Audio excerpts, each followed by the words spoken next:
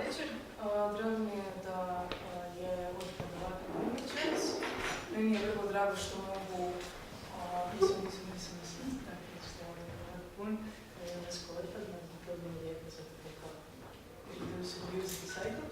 Ali večeras predstavljam Marka Tošaka, koji je voditelj programa u Zelenoj akciji za otpad i koji će nam večeras govoriti o tome kako je stanje u Hrvatskoj s gospodarenjem otpada, zašto smo svi toliko nezadovoljni, oko čega smo nezadovoljni, šta se može točno napraviti i koje su nekakve šanse i vizije za bolju budućnost. Dakle, tu ćemo prvenstveno govoriti o zero waste konceptu. Dakle, to što sam malo prije spomenula, kako smanjiti zapravo količinu otpada do minimuma ili čak do potpune nule neiskoristivog materijala i tako smanjiti svoju grižnju savjesti, da to tako kažem. To je manje više to, prepustit ću riječ Marku. Vas ću zamoliti da se upišete na popisne liste i znajte da što više pohađate, to je veća vaša šansa da sudjelujete 3. i 4.12. na Weekend radionici gdje ćemo naučiti malo više o tome kako se organiziraju akcije i zagovaranje oko nekakvih ključnih eko-pitanja. Eto, nadam se da se vidimo. Dobro, hvala Otilija. Lijep pozdrav i od mene. Kao što je Otilija rekla, ja sam Marko. Voditelj programa gospodarenja otpadom u Zelenoj akciji, a od ove godine i predstavnik u Zero Waste Europe mreže. Zelena akcija je ove godine postala članicom te mreže, koja nam donosi zapravo dosta benefita, pa ću nešto i spomenuti u svom predavanju.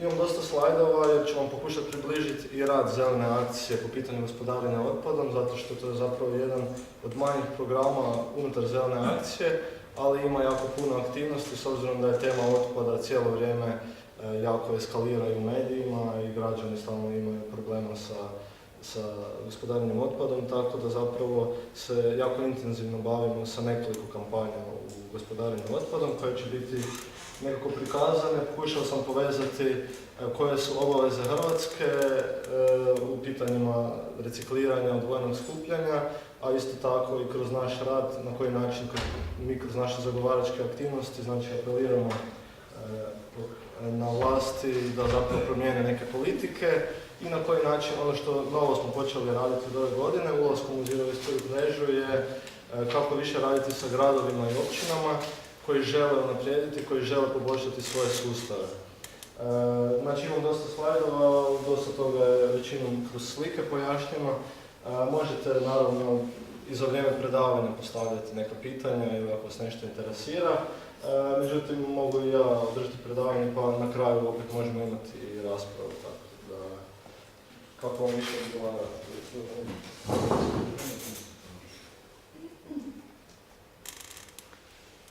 Krenut ću s ovim slajdom koji zapravo ovaj citat dobro opisuje u kakvom društvu živimo. Znači živimo u jednom konzumerističkom, potrošačkom društvu gdje zapravo stalno trošimo i na taj način sve većom potrošnjom, sve većom proizvodnjom nastaju i sve veće količine otpada. Takav sustav naravno nije održiv i otpad se u tom sustavu zapravo smatra kao nečim bezvrijednim i najčešće se baca na odlagališta ili se spaljuje. To treba promijeniti i bit recimo našeg programa u Zelenoj akciji koji se bavi gospodarenjem otpadom je kako održivo gospodariti otpadom. Svi znamo da otpad postoji, čovjek je jedino ljudsko biće koje stvara otpad u prirodi, međutim onda bi on trebao i taj otpad zapravo se kvalitetno za njega pobrinuti, a ne zapravo samo bacati ili ga spaliti i na taj način uništiti vrijedne resurse. Preporučam imate na YouTube Story of Stuff, to vam je 20 minuta traje, pa sad nismo pustili filmić koji jako dobro opisuje cijeli proces proizvodnje, stvari, potrošnje, gdje to završava, znači nešto što ću ja pokušati i kroz ovu prezentaciju prikazati. Kada pogledamo jednu ovakvu prosječnu kantu za miješanog otpada, zapravo najveći dio vašeg otpada čini kuhinjski udio. To je zapravo ovako u prosjeku u globalu. Tu dobar dio čini papir i plastika, oko 20% i manji postoci ovih nekih drugih frakcija. Već iz ovog presjeka možete vidjeti da je to zapravo najveći dio vaše kante čini otpad kojeg je ili ga je moguće reciklirati ili ga je moguće kompostirati. Unatoč tome, velike količine otpada zapravo se ne recikliraju, ne odvajaju, ne kompostiraju, već završavaju na odlagalištima. To je zato što naviknuti smo na jedan linearni model ekonomije u kojem živimo, gdje se resurse eksploatiraju, stvaraju se proizvodi, oni se troše i zatim se bacaju. Evo ovdje podatak, 65% otpada u Europi zapravo završava na odlagalištima ili se spalja. Na taj način se resursi zapravo uništavaju i otpad bi zapravo trebao biti ne problem, nego resurs. Ono što je na početku najvažnije shvatiti, razliku između otpada i smeća. Kada vi pomiješate različite materijale, pogotovo sa biootpadom, njih je kasnije teško, ako ih uspijete odvojiti nekim mehanizmima, oni gube vrijednost, znači zato što su onečišćeni i slično i teže ih je odvojiti. Zato je prvenstveno bitno u gospodarenju otpadom odmah na mjestu izvora odvojeno prikupiti otpad, kako bi se on mogao kvalitetno i reciklirati. To je poanta i ove naše ekonomije koju mi zovemo Zero Waste Economy, odnosno cirkularna ekonomija koju teži Europska unija. Europska unija još uvijek nije donijela paket cirkularne ekonomije i taj paket nije u onom formatu kojega bismo mi htjeli, zato na neki način radimo i prema našim europarlamentarcima od kojih tražimo što više, da se zalažu za što više ciljeve odvajanja i recikliranja. Međutim, dobar je korak naprijed i zapravo cirkularna ekonomija ona gleda kako materijale koji su proizvedeni, kako ih ponovno vratiti u životni ciklus. To je zapravo podudarno sa Zero Waste konceptom. On polazi od tri temeljne stvari, a to je smanjiti nastanak otpada, ponovno uporabiti i reciklirati. To su stvari o kojima ćemo danas dosta reći. Malo detaljnije, znači to je, ovdje vidimo cijeli krug, znači od proizvodnje proizvoda, odgovorne potrošnje, popravljanja proizvoda, recikliranja, ekološkog dizajna, cijeli jedan krug na koji se mogu materijali vratiti ponovno u životni ciklus. Europska unija državama članicama propisala je hijerarhiju gospodarenja otpadom, znači nekakav slijed aktivnosti koje bi one trebale poduzimati u gospodarenju otpadom. Ovi gornji koraci su zapravo prioritetni koraci u gospodarenju otpadom, znači prevencija, ponovna uporaba i recikliranje, a najmanje prioritetni, odnosno ono što bi se najmanje trebalo ulagati, je zapravo spaljivanje otpada i odlaganje otpada. Iz ove skice također vidimo koje su najbolje opcije, a ovo desno što vidite pozitivne i negativne vrijednosti, ako se gospodari otpadom na način da se on sprečava da nastane ili se reciklira ili se ponovno uporabljuje, tada smo još u domeni pozitivnih vrijednosti. Kada otpad spaljujemo ili ga odlažemo, tu dolazimo do velikih troškova, zato što i za spaljivanje je potrebno vrlo velike količine energije da bi se spalionice uopće upogonile. Također, takav način obrade otpada je puno skuplji od odvajanja i recikliranja, znači dolazimo do vrlo velikih troškova za ekonomije i za građane u konačnici.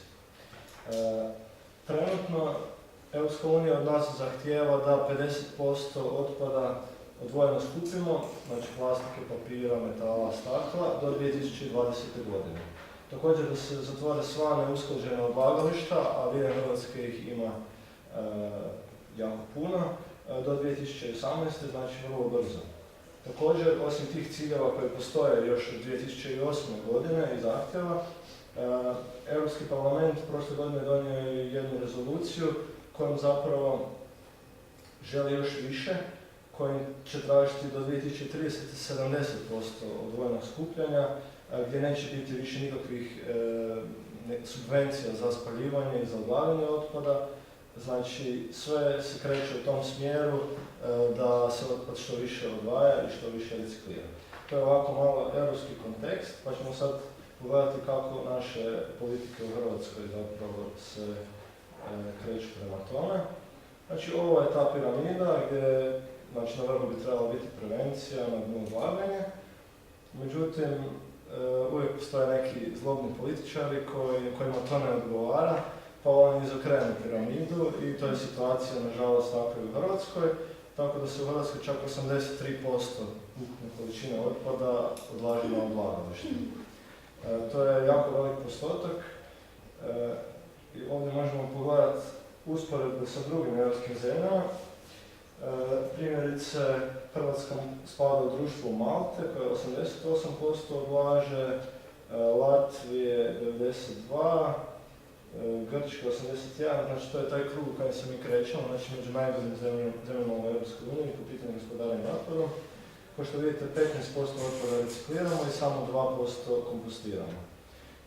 Ima zemalja koje puno više otpada recikliraju, primjerice Njemačka skoro 50%, Slovenija 50% i tako dalje, znači da je moguće postići i te veće postotke, ali mi smo još daleko od toga. A ovo je taj cilj koji moramo postići, znači mi bismo trebali u 4 godine skočiti sa 17% recikliranja na 50%, što je, ako se koncept u potpunosti ne promijeni, jako teško izvedivo. Zato je naše predavanje bilo gomilanje smeća ili zero waste, to je zapravo, trebamo odabrati između dva koncepta. Koncept gomilanja smeća je koncept gdje se miješani otpad prikuplja, gdje se ne ulaže u odvojeno skupljanje i onda se taj miješani otpad odlaže ili se spaljuje. A zero waste je zapravo drugi koncept koji ulaže puno mjera u odvajanje, kompostiranje, recikliranje, tako da se vrlo male količine otpada na kraju moraju odložiti. Još zakon o otpadu 2004. propisao je da se sav otpad čija vrijednost svojstva se mogu iskoristiti, a to je iz one kante zapravo dobar dio naše kante za miješani otpad, da se mora odvojeno sakupljati. Isto to propisao je i zakon iz 2013. Znači nama zakoni propisuju nekakve obaveze, nekakve ciljeve, međutim gradovi, općine, a i država se toga ne pridržavaju, unatoč tome što imaju obavezu prema Europskoj uniji. Znači sve lijepo stoji na papiru. Ono što nas vrlo vjerojatno čeka su kazne za neispunjavanje tih ciljeva. Ovdje vidite primjere nekih zemalja koje plaćaju dnevno po desetke tisuća eura koji se onda spuštaju na lokalne nivoe, znači zapravo na mjesečne račune građana, zbog neispunjenja određenih obaveza. Znači, vrlo vjerojatno će nakon 2020. vaši i moji mjesečni računi za otpad drastično morati porasti zbog toga što naši političari i naše vlasti nisu dovoljno ulagale u odvojeno skupljanje otpada. Da li to vrijedi za one koji skupljaju, ne skupljaju ili kako? Baš sam sad htio, da. Znači, određeni gradovi u Hrvatskoj su se pokrenuli i shvatili su to na vrijeme. To ću pri kraju prezentacije koji su to primjeri. Oni neće morati platiti. Ima nekoliko gradova u Hrvatskoj koji već sad zadovoljavaju te postotke za to odvojeno skupljanje, međutim, vrlo velik dio Hrvatske zapravo nije blizu toga. Znači, odlaganje, naravno, znamo zašto je štetno, zbog oslobađanja štetnih plinova na odlagalištima. Dobar dio odlagališta, znači većina u Hrvatskoj je neuređena, znači da imaju lošu zaštitu za podzemne vode, znači cijelo to odlaganje je zapravo dosta problematično. Odlagališta imamo samo neki primjeri. Primjerice u Varaždinu su se dosjetili da bi mogli balirati taj miješani otpad pa ga odlagati, ali te bale su počele pucati kroz neko vrijeme, tako da tamo su također bili veliki problemi. Ima ih na stotine tisuća tona na slaganju, stotine tisuća tona otpada. Znači, diljem Hrvatske imamo odlagališta otpada i jedna smo od najgorih zemalja u EU po pitanju gospodarenja otpada. Osim tih odlagališta, ovo su zapravo legalna odlagališta koje imaju dozvole, postoje i brojna ilegalna odlagališta otpada, ima ih oko 2000. Neka su veća, neka su manja. Ovdje ću samo primjer jednog ilegalnog odlagališta u Zagrebu, znači kod Lučkog u Vježdovcu, jedna cijela šuma, zapravo ostavljen je samo vanjski rub šuma, to što vidite na ovoj slici, ovdje gdje stoji ovaj kombi i gdje je ovaj otpad i gdje je ova zemlja, tu je sve nekad bila šuma koja je posjećena i gdje se godinama iskopava šljunak i pijesak i zakopava se otpad. Tko to radi? To rade brojne firme koje bi trebale, tvrtke koje bi trebale imaju dozvolu za izvoz određenih vrsta otpada, poput medicinskog, poput opasnog otpada i sl. Ili bi ga trebali zbrinjavati, ali im je naravno puno jeftinije zagaditi okoliš i znači, kriminalnim aktivnostima ugrožavati stanovništvo u okolici. Mi smo imali prošle godine i pretprošle godine nastavljamo sa kampanjom kojom želimo podići razinu svijesti o ilegalnim odlagalištima koja postoje diljem Hrvatske i izabrali smo baš ovaj primjer. Pokušali smo sjesti sa svim odgovornim institucijama, sa Hrvatskim šumama, sa gradom Zagrebom, sa Ministarstvom zaštite okoliša. Svi su samo prebacivali odgovornost. Jedni na druge uspjeli smo napraviti takav pritisak da su postavljene kamere na ulazu u ovu šumu. Međutim, tvrtke koje dovoze otpad su našli druge puteve gdje tih kamera nema. Jedna tvrtka kažnjena je od strane inspekcije zaštite okoliša sa 200.000 kuna, međutim to joj nije bilo dovoljno i očito je ne puno, ta kazna nije ništa značila i ta tvrtka je nastavila deponirati otpad. Znači, to su velike količine otpada, različitih vrsta. Mi smo, da bismo medijski podigli temu, čak unajmili bager kojim smo krenuli iskopavati taj otpad da pokažemo koliko metara u dubinu je zakopan i ispalo je po nekoliko metara. I onda smo zapravo povadili svašta od infektivnog otpada, opasnog otpada, tenisica i sl. Znači, taj problem je vrlo velik, pogotovo jer ovaj prostor rezervno zagrebačko vodocrpilište, ljudi u okolici, čak neki se služe još uvijek bunarima, načelnik mjesnog odbora tog je jako frustriran i pokušava na sve načine da se taj problem riješi. Međutim, eto, cijelo vrijeme se zapravo samo stavlja stvar pod tepih i nitko od institucija ne radi svoj posao. Tu smo imali preskonferenciju za medije i prozvali smo bivšeg ministra Zmajlovića zato što on nije poduzimao ništa. Tražili smo njegovu ostavku ispred ministarstva. Evo primjerice ovdje vidimo na ovim fotkama koje smo urudžbirali ministru. Stoji da nam je ministarstvo, kada smo mi 2011. prijavili da tamo ima velike količine otpada, dobili smo odgovor da je inspekcija izašla na teren i da nije našla nikakav otpad. A vidjeli ste kako su količine otpada, znači jedna umreženost između grada, ministarstva, tvrtki. Mafija. Da, mafija. I znači to je nešto što funkcionira na više od 2000 mjesta u Hrvatskoj i gdje se zapravo izvlače velike količine novaca. Koji je bio plan Hrvatske? 2015. istekao je stari plan gospodarenja otpadom i unatoč tome što je Hrvatska znala da ima vrlo velike zahtjeve za recikliranjem i odvajanjem, jednostavno se skočilo sa odlaganja na spaljivanje. Znači, opet se nije ova piramida izokrenula i kreće se u planiranje sustava koji je zapravo zastarjeli sustav za prelazak sa odlagališta u spaljionice otpada. Znači, ovo je jedna karikatura koja dobro to opisuje, znači zemljeni resursi, otpad se zapravo želi spaljivati i onečišćavati okoliš. Kako je to isplanirano? Isplanirano je da se diljem Hrvatske gradi 13 regionalnih centara za gospodarenje otpadom, kako je lijepi naziv govori. Mi njih zovemo centri za smeće, odnosno centri smeća. Zapravo sustav je zamišljen tako da vi imate vrlo veliki centar, primjerice kod Rijeke, za cijelu Primorsko-goransku županiju i taj dio, i da se miješani otpad iz svih gradova i općina dovozi u taj centar, da se tamo usitnjava, znači na male komade, i da se potom uvozi u cementare na spaljivanje ili u spaljionice otpada. Takav sustav je vrlo loš iz niza razloga. Ti centri su prvenstveno lokacijski bili jako štetni, zato što dobar dio lokacije se nalazi ili na krškom terenu u Dalmaciji, ili u blizini naseljenih mjesta i sl. Ti centri su kapacitirani na ogromne količine otpada. Primjerice, ovaj centar Marišćina kod Rijeke kapacitiran je na 100.000 tona otpada, a cijela ta županija 100.000 tona miješanog otpada koji bi se spaljivao, a cijela županija proizvodi 100.000 tona. Znači ništa se ne bi odvajalo i recikliralo, sve bi išlo na spaljivanje. Ali i to je stav, to je projekt isto stav. Budem u detalje okretni.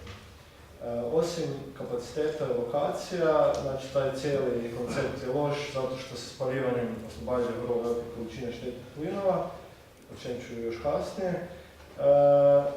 Taj koncept je skup zato što Europska unija je najavila da neće poticati, neće ulagati, neće sufinancirati infrastrukturu, odnosno neće sufinancirati takve centre za miješani otpad.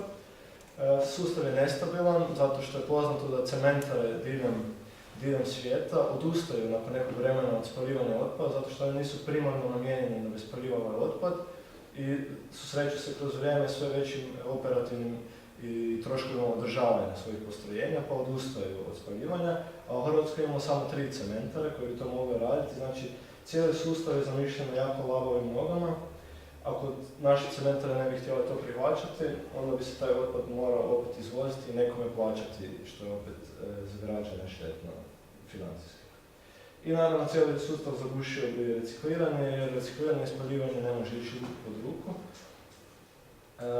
Evo primjer Marišćine, tog centra kod Rijeke, što se tiče cijene. Primjerice otok Krk, koji 50% otpada odvaja, reciklira, koji je jedan od hrvatskih najboljih primjera dobre prakse, cijeli taj trošak sustava odvojenog prikupljanja, recikliranja, sortiranja i svega, za komunalce je 240 kuna po toni. To je ovako nekakva cifra koja vam sad nešto previše ne znači, ali je dobro za usporediti sa cifrom koja se tiče ovog regionalnog centra. Ako želite odvoziti samo u regionalni centar taj miješani otpad i tamo da ga oni obrađuju, onda ćete morati platiti 470 kuna po toni.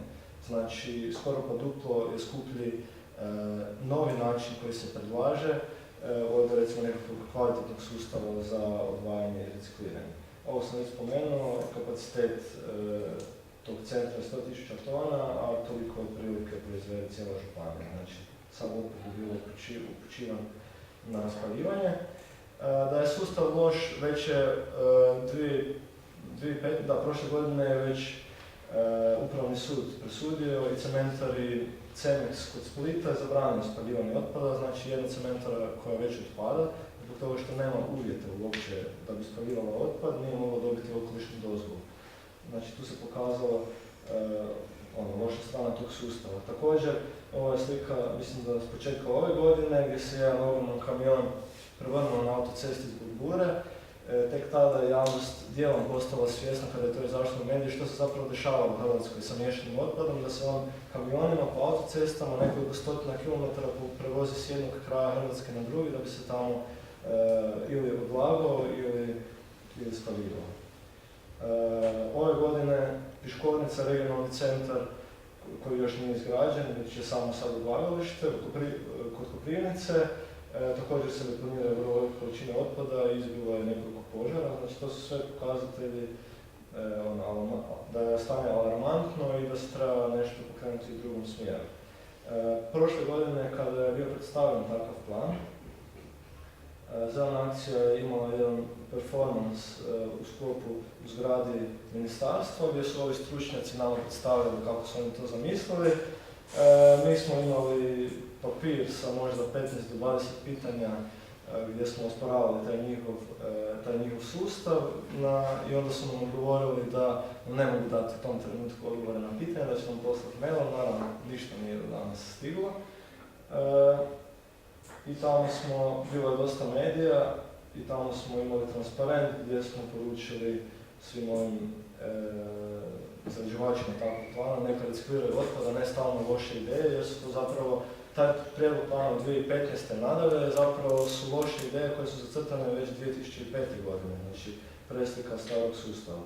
Ovi ljudi koje vidite ovdje na javnom izlaganju predstavljanja tog plana su zapravo sve zaposlenici ministarstva koji su, to je ona zgrada Zagreb Tower gdje se preselio Zmajlović, gdje su oni njih očito pozvali samo da napune dvoranu, da ispada da su građani prisustvovali prezentaciji, a jedni građani koji su bili izvan te zgrade smo bili mi. Naravno nismo ušli s transparentom i sa majicama, nego smo se preskinuli unutra za vrijeme javnog izlaganja, jer smo će vjerojatno ne bi pustili da izvedemo performans. Tako da je bila ovako jedna atraktivna akcija i svi su se oni unutra zamislili kako sad, malo smo im narušili to njihovo što su htjeli prema medijima. Znači problem, što sam rekao, je da je taj plan zacrtan davnih 2005. i 2007. godine i Zmajlović ga je htio nastaviti. Jedna stvar različita od tad i danas je što danas postoji ti zahtjevi za 50% odvajanja i recikliranja, a strategijom iz 2005. godine propisano je evo, za 2020. samo 18% da ćemo morati odvajati i reciklirati. Znači i onda je sustav zacrtan tako, regionalni centri, malo nešto će se eventualno odvojiti i stići ćemo mi 18%. A sad dok se zna da ti zahtjevi više nisu tako mali, unatoč tome ministar Zmajlović je išao i dalje gurati taj stari loši sustav, što je naravno katastrofa za Hrvatsku. Malo je izmijenio koncept iz županijskih centara u regionalne centre, a zapravo samo nekoliko centara se smanjilo, što nije puno promijenilo. Zašto to političari tako rade? Zbog ljenosti, zbog sitnih interesa, zbog naravno pranja novca, tu se na gospodarenju otpadom i na tom manipulacijama sa smećem, sa divnim odlagalištima se vrlo velike količine novca izvlače.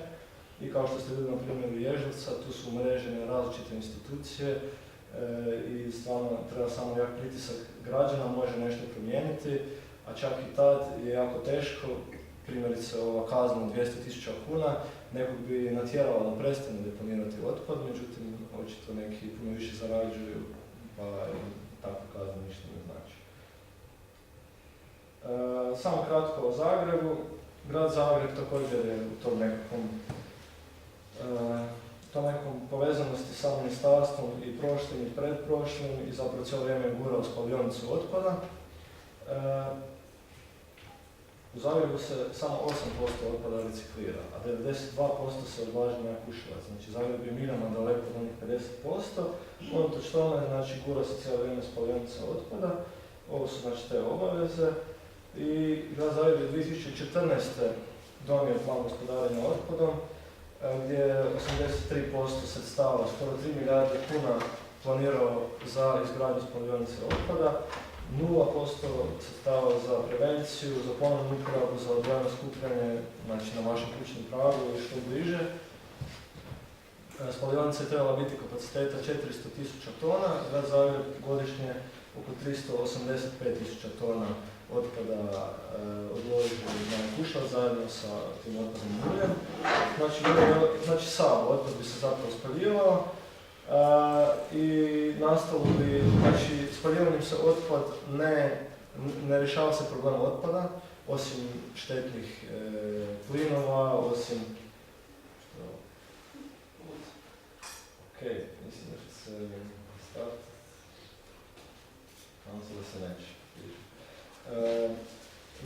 Znači otpad ne nestaje, nego nastaje još gora varijanta otpada, 100.000 tona pepela bi nastalo, od čega 10.000 tona opasnog otpada. Znači taj opasni otpad se opet treba na neki način zbrinuti. U Hrvatskoj ne postoji odlagalište opasnog otpada, opasni otpad najčešće završava na ovim ilegalnim odlagalištima ili se izvozi u inozemstvo, po jako visokim cijenama se plaća na Njemačkoj ili Austriji da se tamo na neki način zbrinjava.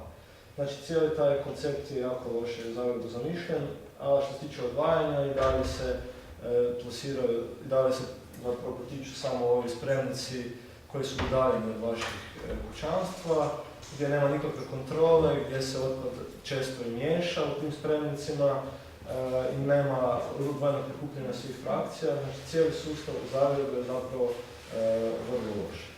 Toga su naravno svjesni svjesne gradske vlasti, svjesno je komunalno poduzeće. Mi smo imali jako puno akcija ispred gradskog poglavarstva, odnosno gradske uprave, međutim on je očito opet zbog svojih nekih interesa, nedostatka političke volje, nalazi nekakve izgovore zašto trebamo graditi spalionicu otpada.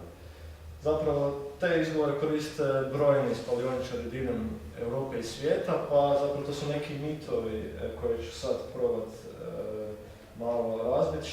Šta nama govore kada se mi zalažemo protiv spalionice? Da je spaljivanje sigurno, da Beč ima spalionice u centru i nitko se ne buni. Istina je da Beč ima dvije spalionice. Prva spalionica je ova gornja, koja je udaljena nekoliko desetaka kilometara od grada, koja nije u centru grada i koja je također imala različite probleme. A ova druga spalionica koja je u centru grada je zapravo više umjetnička instalacija, ne znam ako ste bili u 100 Haus, to je tamo negdje, ne znam točno, ali ona je građena 60. godina, imala je veći požar i bila je obnavljana, građani su protestirali, znači nama političari u Hrvatskoj predstavljaju ove primjere kao primjere gdje sve dobro funkcionira, međutim mi smo se povezali sa udrugama iz Austrije i zapravo smo saznali da nije sve tako bajno. A i još je dodatna stvar da ove spalionice u Austriji su građene 60. godina, 70. godina, znači one imaju životni vijek i ne mogu se tek tako sad ugasiti. I vjerojatno Austrijanci da sad znaju da imaju visoke ciljeve odvajanja recikliranja, ne bi išli sad graditi spalionicu, ona je izgrađena tada, a i Beč zapravo ulaže dijelom i u odvajanje i recikliranje, što Zagreb uopće ne čini. Znači, Bandić kada govori o Beču, on samo govori o jednoj spalionicu i sve spaljuju, što naravno nije istina. Gradska vlast je, mislim da 2007. Izdala i ovako jednu slikovnicu, spalionica, smeća čistionica, znači kojom žele educirati djecu u vrtićima da je potrebno spaljivati otpad. I tu su dvije osobe, mislim da su Marko i Zvonko, gdje Marko govori Zvonko da nije dobro spaljivati otpad, da bi trebalo reciklirati, a Zvonko njemu kaže, samo ću citirati, nama su objasnili da se smeće smije spaliti u spalionicama, to nije štetno, vrlo je korisno jer iz njega dobijamo električnu struju, toplu vodu, a ostatke od spaljivanja idu za gradnju cesta. Znači gradnja cesta toksičnim filterima i kancerogenim tim različitim materijalima, a o energiji koja se tu spominja mogla to postati. Želim sam malo baciti oko. Uglavnom vidite koliko gradske vlasti zapravo već krivo i potiču da se djeca krivo educiraju. Mislim, dio slikovnice je da bi trebalo otpad odvajati i reciklirati što se može, ali ne, mora biti velika spalionica jer teško se otpad odvaja i reciklira. Evo, što se tiče energije, drugi mit, da je spaljivanje korisno jer proizvodi veliku količinu energije. Ovo su grafovi napravljeni na temelju nekih znanstvenih istraživanja, čisto da se pojednostavni koliko se više energije štedi recikliranjem, jer se ne mora energija ulagati u proizvodnju novih proizvoda za različite, evo za papir, za plastiku, u odnosu na energiju koja se dobiva spaljivanjem. Znači, više desetaka puta više energije se štedi recikliranjem nego što se dobije spaljivanjem. Što se tiče dobivanja same energije, možemo usporediti koliki su troškovi, primjerice kapitalni troškovi ulaganja za spalionice u odnosu na vjetroelektrane i solare, znači puno su veći. Također operativni troškovi održavanja tih spalionica su višestruko veći od održavanja vjetroelektrana, solarnih elektrana. Znači, puno je bolja energija dobivati iz ovih drugih izvora nego spaljivanjem otpada, iako se često puta otpad predstavlja kao alternativni izvor energije i da ga je dobro spaljivati. Što naravno, ovi podaci pokazuju da je to vrlo krivo. Treći mit, da nema veze što ćemo izgraditi spalionicu, budu i postoci recikliranja veliki, to je svakom jasno da to ne može ići tako, to govori ova karikatura. Ako se napravi spalionica, ona je kapacitirana na određeni kapacitet, recimo Zagrebačka na 400.000 tona, što znači da ona kroz 20, 30 ili koliko godina stalno da bi bila rentabilna mora dobivati tolike količine miješanog otpada koji bi se tamo spaljivao. Što znači da se neće ništa ulagati u odvajanje i recikliranje jer neće biti otpada za spaljivanje, što je vrlo zapravo jednostavno. Četvrti mit da u svijetu ima puno spalionica, da se građani ne bune protiv toga. Samo neki primjeri diljem svijeta kako su lokalne zajednice povezane. Postoji cijela jedna globalna mreža koja se bavi, koja se protivi spaljivanju i koja radi zajednički. Recimo glavni grad Argentine koji ima skoro 3 milijuna stanovništva od 2005. Je donio zakon i brani izgradnju spalionice otpada i želi više ulagati u odvajanje i recikliranje. Znači ovih protesta ima diljem svijeta, čak i na Filipinima. A naravno u Zagrebu sam spomenuo, mi smo imali brojne akcije kojima smo tematizirali da je spaljivanje štetno, da će prouzročiti ove lanci su vezanost građana za tu spalionicu, neprestano proizvodnja velike količine miješanog otpada. Poručili smo gradskim vlastima da postoje bolja rješenja, čak i Baltazar došao na akciju jednu i pretvorio je ovu maketu spalionice u kante za otpad. Poručili smo da ne recikliraju loše ideje, nego otpad. Imali smo i radionicu kompostiranja ispred zgrade Gradske skupštine gdje smo poručili da je suludo spaljivati biootpad, da biootpad treba kompostirati. I naravno povezali smo se i sa brojnim drugim udrugama, nismo sami imali akcije, također udruga Zaštita okoliša Resnik, gdje se planira graditi spalionica i često bilo na našim akcijama, ovo su naši aktivisti. Ovo su neki transparenti građana iz Resnika. Na ove akcije oko otpada, što je dobra stvar, dolazi vrlo veliki broj medija, znači jako su dobro praćene. Međutim, gradsku vlast to previše ne dira. Osim u Zagrebu, znači, shvatili smo da je problem velik i u ostatku Hrvatske. Zelena akcija se godinama od 2005. Intenzivno bavila spalionicom otpada u Zagrebu. Međutim, prije 2 godine krenuli smo se povezivati sa drugim udrugama i građanskim inicijativama na terenu koje se protive ovim regionalnim centrima za smeće. I uspjeli smo napraviti jednu veliku mrežu udruga. Ona je 2014. brojala 50 udruga, ove godine imamo 62 udruge građanske inicijative, nazvali smo se Zero Waste Hrvatska. I zapravo sad trenutno dogovaramo uspostavu koordinacije te mreže i krenut ćemo, ako se nastavi gurati ovakve loši planovi, sa koordiniranim akcijama diljem Hrvatske u isto vrijeme, s istom porukom i na sve moguće načine zaustaviti izgradnju ovih centara i potaknuti vlasti da donesu kvalitetan plan gospodarenja otpadom koji će stimulirati odvajanje i recikliranje, što je zapravo ono za što su nama namijenjena EU sredstva, što je najbolje u cijeloj stvari. To je kamen smutni. Moj? To je kamen smutni. Da. Ovaj sustav kakav je zamišljen, Europska unija je jasno dala do znanja da ona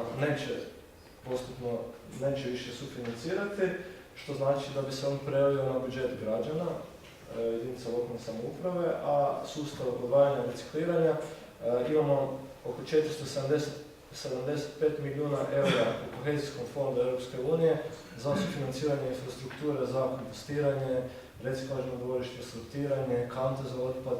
Znači to su sve novci koji postoje i koji se mogu iskoristiti. Dobra stvar je što je novi ministar zaštite okoliša i prošli sad koji je reizabran, donio jedan prijedlog plana kojim je rekao da on shvaća da je ovaj sustav kojeg je prošla vlast i sve vlasti do sada da je loš i da će se okrenuti prema odvajanju i recikliranju i donio je novi nacrt plana do 2020. godine. Početkom ove godine je donešen taj prijedlog. Mi smo se suprotstavili nekim dijelovima tog plana jer recimo od ovih 13 regionalnih centara, 2 su izgrađena, to su Marišćina i Kaštijun, koji još nisu krenuli sa radom, ali su izgrađene, i 2 su u visokoj fazi ishođenja dokumentacije, to su centar kod Zadra, Biljane Donje i centar u Šibensko-kninskoj županiji. On je rekao da ti centri se jednostavno ne mogu stopirati i da moraju ići dalje, kao žao mi je građani tih dijelova da neko krije prošle vlasti za to. Međutim, mi smatramo da se sve u bilo kojoj fazi što je štetno se može zaustaviti, dok se ne počini još veća šteta koja bi se počinila takvim sustavom. Znači, nekim dijelovima toga plana smo se suprotstavili, međutim, dobar dio plana zapravo stimulira i potiče izgradnju vrlo velikog broja kompostana u Hrvatskoj, vrlo velikog broja sortirnica, reciklažnih dvorišta, opskrbu građana spremnicima za odvajanje otpada, znači sve ono što je zapravo ok i što je potrebno. Taj prijedlog plana blokiran je na sjednicama vlade. Prvo je blokiran kao radi tehničkih nedostataka od strane jednog HDZ-ovog ministra, nakon toga je blokiran od strane drugog HDZ-ovog ministra bez nekog posebnog objašnjenja. I taj plan, nažalost, nije zaživio, nije donesen na sjednici vlade. Međutim, sad je ministar isti ponovno reizabran, tako da sad čekamo sad je situacija takva da čekamo i tražit ćemo ponovno da se taj prijedlog da se još raspravlja o njemu, da se stavi na još produženu javnu raspravu, da se unaprijede ove neke stvari koje smo rekli i da se takav plan donese. Hrvatska mora do kraja ove godine donijeti plan gospodarenja otpadom ako želimo dobiti onih 475 milijuna eura za infrastrukturu za gospodarenje otpadom. Znači imamo još 2 mjeseca u kojem se mora donijeti plan gospodarenja otpadom, ako ne, onda će se vjerojatno sav teret gospodarenja otpadom, bio on ogromni centri ili neki drugi, će se sliti zapravo na jedinice lokalne samouprave, odnosno na mjesečne račune građana, što će značiti drastično povećanje. Mogu još vidjeti. Vjerujem ja sam, znači za Europsku uniju.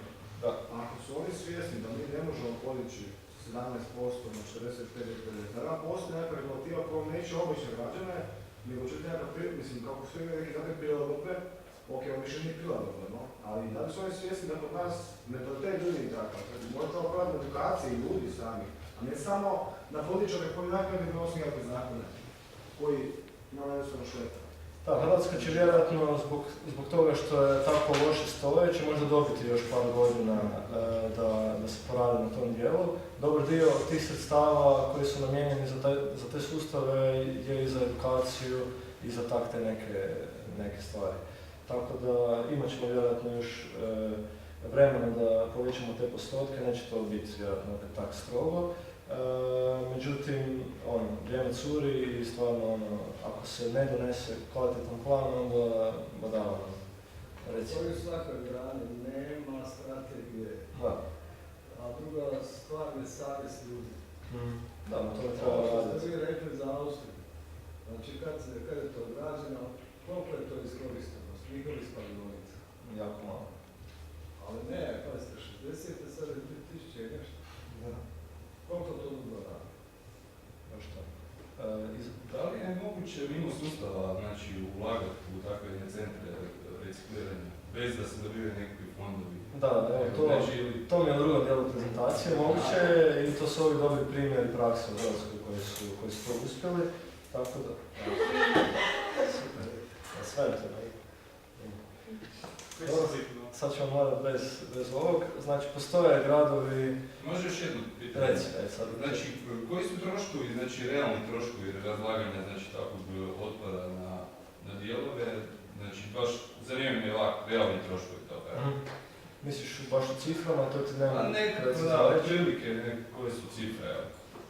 Da, mislim, sad recimo vidjeli smo onaj trošak obrade recikliranja odvajanja na Krku, da je on iznosi za komunalce 240 kuna po toni, sad to ti ne znači vjerojatno nešto previše, ali možemo to pretočiti u mjesečne račune građana na Krku i recimo u Prelogu, grad Prelog u Međimurju.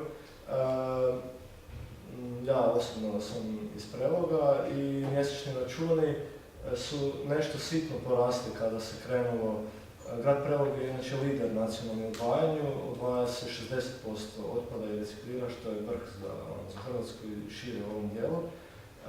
Mjesečni računi su u početku kad se ulagalo u takav sustav porasli možda za 5 kuna, međutim nakon godine dana već su mjesečni računi spušteni jer se ostvario prihod od prodaje reciklanata, ti koji su odvojeno prikupljeni. Građanima se dijele besplatne vreće s kompostom koji se kompostira u toj kompostani. Znači cijeli jedan sustav je zaokružen i zapravo građani nisu osjetili trošak tog sustava. A bilo je puno toga napravljeno da bi taj sustav napredovao do 60%. Početkom 2014. Prelog je bio na 20% odvajanja otpada. Oni su sad na 60%. Znači u godinu i 2 godine se može postići strelovit rast ako se pravilno usmjeri sustav. Sad ću o tome pričati, iako sam imao na kraju te dijelove. Dobra stvar je tamo što je komunalno poduzeće neovisno o politici. Već godinama tamo se mijenja politika političke stranke na vlasti, međutim osoba u komunalnom poduzeću je stručna koja je nastojala sve vrijeme unapređivati sustav i nije ovisila o političarima, niko ju nije kočio i oni su se čak i zelenoj akciji obratili da im napravimo... Šta nećeš novi? Ovdje. Znači oni su se nama obratili ako bismo im htjeli napraviti preporuke za unapređenje njihovog sustava. Mi smo napravili jednu detaljnu studiju njihovog sustava, analizu s preporukama, oni su to krenuli primjenjivati. Još prije su krenuli primjenjivati, su bili na 20 i nešto posto i sad vidimo gdje su. Znači mi smo njima rekli morate izgraditi sortirnicu, morate izgraditi kompostanu, morate građane na neki način identificirati, morate imati efikasno komunalno redarstvo, oni imaju žute i crvene kartone za građane koji krivo odvajaju, primjerice žuti karton kad komunalac skuži da je krivo odvojeno, crveni stave i onda ne odvezu otpada ako baš građani pomiješaju i tako. Međutim, građani se naviknu, znači rade puno na edukaciji, puno radionica, mi smo imali tamo radionice i u školama i tako dalje. Znači, tamo je sustav zaživio zbog toga što su oni krenuli dobrim putem. A tu studiju koju smo mi napravili, mi smo zapravo prenijeli na neki način iskustva europskih gradova i općina koji su postigli visoke postotke. Vi danas imate gradove veće od nekoliko milijuna stanovnika koji odvajaju po 80% otpada. Sad ćemo se vratiti.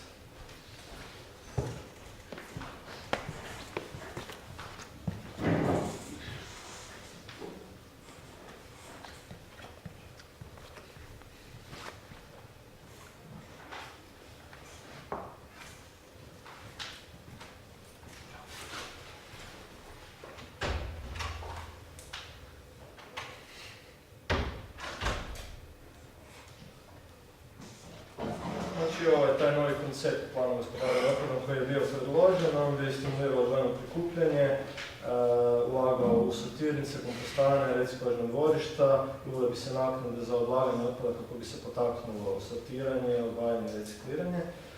Ali kao što sam rekao, taj plan gospodarenja otpadom još nije donešen. Ovo je schematski samo prikaz šta bi se dešavalo sa biootpadom, on bi se obrađivao kroz kompostane ili bioplinare. Tvari koje bi se odvajale reciklanti, takozvani bi se vozili u sortirnice gdje bi se još dodatno sortirali i potom bi se plasirali na tržište reciklaže. Preostali miješani otpad bi išao u sortirnice za miješani komunalni otpad. Tu smo tražili da se precizira šta znači sortirnica za miješani komunalni otpad, da li je to opet sjeckanje otpada i spaljivanje ili nešto drugo, na što nismo dobili odgovor. Glomazni otpad bi se odvozio u centre za ponovnu uporabu, gdje bi se zapravo iskoristili dijelovi poput namještaja i slično, obnavljali, upravljali, iskorištavali i zatim prodavali ili donirali. To je znači jedan tako schematski sustav koji je bio zamišljen. Cijeli koncept Zero Waste zapravo je ovaj gornji dio ove piramide koje smo već prezentirali, na koji se prije u Hrvatskoj o kojem se nije razmišljalo, kažem ovaj zadnji prijedlog plana išao dijelom u tom smjeru. Sad malo samo o tom o tom konceptu, znači on polazi, temeljne pretpostavke su mu smanjenje, ponovna uporaba i recikliranje, tu se uključuje i redizajniranje proizvoda kako bi oni se lakše mogli popravljati, kako bi bili izdržljiviji i slično. A temeljno ono na početku je prevencija nastanka otpada. Ovo citat dobro govori zašto bismo rješavali neke probleme ako se problemi mogu prevenirati. Znači, do problema zapravo ne mora ni doći. To je taj prvi korak. Ova karikatura dobro opisuje kako industrija danas funkcionira. Industrija zarađuje velike količine novca na temelju toga što se proizvodi sve lakše razbijaju. Nekad ste imali Nokia 3310 koja vam je pala puno puta, imaju tu neki razbijeno staklo, a današnji uređaj kad vam padne, vrlo vjerojatno će se brzo razbiti, puknut će. To je zapravo intencija industrije da zarađuje, jer se proizvodi grade od materijala koji su slabi, koji nisu izdržljivi i koji su takvi, koji su namijenjeni tome. To se naziva u nekoj terminologiji planirano zastarijevanje. Osim planiranog zastarijevanja, vi imate i percipirano zastarijevanje. To vam je recimo moda gdje vas stalno se obasipa novim modnim trendovima, stalno morate kupovati nove stvari, ovo više nije u modi, moraš kupiti novo, odjeća, cipale, sve živo, znači to je isto industrija radi na taj način, to se naziva percipirano zastarijevanje. Kod prevencije je važna uloga proizvođača, znači moraju ulagati u bolji dizajn, a uloga država je da zapravo to potiču kroz nekakve pravilnike, kroz nametanje nekakvih taksi za proizvode, da se ne mogu bilo kakvi proizvodi plasirati na tržište. Osim uloge proizvođača, važna je uloga potrošača. Mi sami znači također možemo djelovati da smanjimo nastanak otpada. Tu imamo izbor, evo primjerice što se vrećica tiče, platnene ili plastične vrećice. Plastične vrećice naravno se moraju koristiti za neke stvari, međutim za jednu običnu kupovinu ne morate imati plastičnu vrećicu, svaki put iznova novu, već možete koristiti platnenu, ona se višekratno upotrebljava. Problem s plastikom, svi znamo koji je, plastika se radi od naftnih derivata, plastične vrećice najčešće završavaju ili na odlagalištima ili primjerice u morima imate vrlo velike količine plastike i onda morske životinje često puta zamijene plastiku za hranu i onda ugibaju ili imate male komadiće plastike koje one jedu. Evo, prije neki dan je izašlo jedno istraživanje Instituta za oceanografiju i ribarstvo iz Splita koje je pokazalo da riba u Jadranskom moru je vrlo velikim dijelom sadrži plastiku u sebi, što je vrlo loše. Znači plastika ne nestaje, ona se samo raspada uvijek na manje komadiće, na mikroplastiku, koja onda kontaminira naše ekosustave. Isto stvar je sa staklenim plastičnim bocama, uvijek je bolje koristiti piti vodu iz pipe ili puniti staklenu bočicu. Staklo se može neograničeno puta reciklirati, plastika se teško reciklira, zato što plastiku je potrebno jako dobro sortirati, s obzirom da postoji nekoliko različitih, čak mislim 7 vrsta plastike. Da bi se ona reciklirala, mora određene vrste plastike biti pomiješane s određenom da bi se uopće mogla reciklirati. Znači, puno bolje koristiti staklo koje se neograničeno i vrlo lako se reciklira. Isto stvar je odabir platnene i obične pelene. S platnim pelenama znamo da ih treba prati i sve, međutim sve veći broj ljudi se odlučuje i za to, jer obične pelene ne predstavljaju vrlo velike probleme na odlagalištima. Njih se teško recikliraju i one zapravo najvećim dijelom završavaju na odlagalištima, ali u Italiji postoje trenutno se radi na nekim istraživanjima kako reciklirati, mislim da su već u nekoj probnoj fazi postrojenja koje će se baviti recikliranim pelenama. U vašim sandučićima također često imate i vrlo velike količine materijala koje ne želite tamo. Prema zakonu o zaštiti potrošača vi ne morate to primati, vi možete istaknuti na vaš sandučić naljepnicu da to ne želite i možete onda nekog tužiti. Ovaj letak bez reklama možete kasnije si ovdje uzeti i da sad ovih naljepnica više nema, ali ovo su tak neke naljepnice koje možete nalijepiti na svoje sandučiće kako biste smanjili količinu papira koji se primjerice odlaže. Također obostrano printanje, kad idete u kupovinu, izbjegavati dvostruka pakiranja, kupovati stalno nove stvari, sudjelovati na buvljacima, na razmjenama i sl. Znači to je sve odabir pojedinca kako on može doprinijeti počevši sam od sebe na neki način tom smanjenju nastanka otpada. Uloga države je zapravo također jako bitna i još i bitnija. Država bi trebala izgraditi centre za ponovnu uporabu. To su centri koji postoje diljem Europe, diljem svijeta. U Hrvatskoj postoji tek nekoliko takvih centara.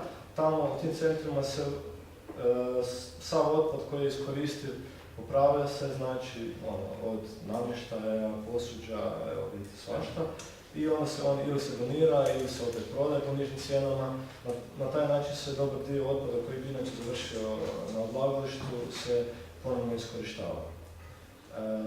U Čakovcu ima centar za ponovnu uporabu tekstila Humana Nova koja se proširila na našu veliku radost.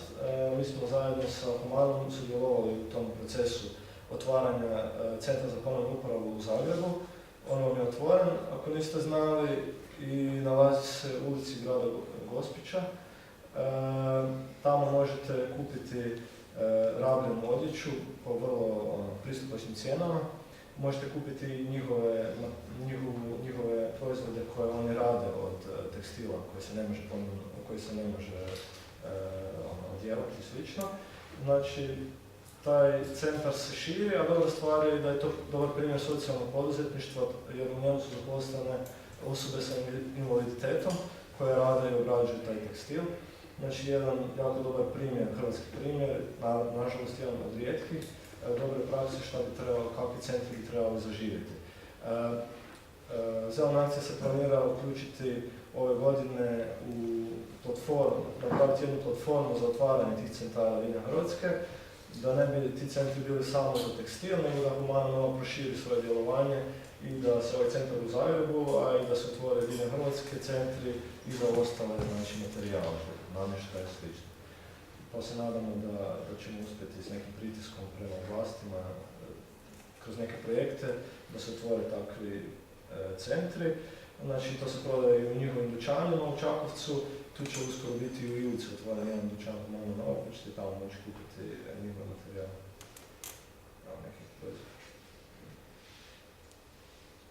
Servisi za popravak, nešto što bi država isto trebala poticati. Jedan od takvih je naš volonterski servis bicikla popravljaona, gdje mi zapravo sami kroz